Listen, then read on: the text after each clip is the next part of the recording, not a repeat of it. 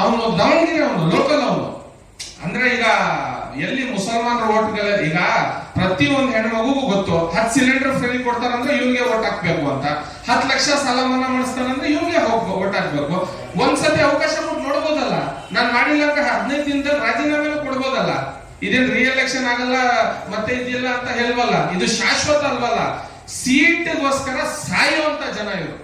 ಯಾಕಂದ್ರೆ ಸೀಟ್ ಅಂದ್ರೆ ಜೀವ ಬಿಟ್ಬಿಡ್ತಾರೆ. ಇವ್ರ ಜೀವಮಾನದಲ್ಲೂ ಕೂಡ ಇವರು ಈ ಎಷ್ಟು ಜನ MLA ಇವತ್ತು ನೋಡಿ, ಇಡೀ ಕ್ಯಾಬಿನೆಟ್ ಕಾಂಗ್ರೆಸ್ದು ಅಲ್ಲಿದೆ ದಾವಣಗೆರೆಯಲ್ಲಿ. ಒಬ್ಬೊಬ್ಬ ಒಂದೊಂದ್ ರೀತಿ ಸ್ಟೇಟ್ಮೆಂಟ್. ಅವ್ರ ಕ್ಷೇತ್ರಕ್ಕೆ ಹೋಗಿ ನೋಡಿ, ಅವ್ರಿಗೆ ಕಸ ಎತ್ತಿಲ್ಲ.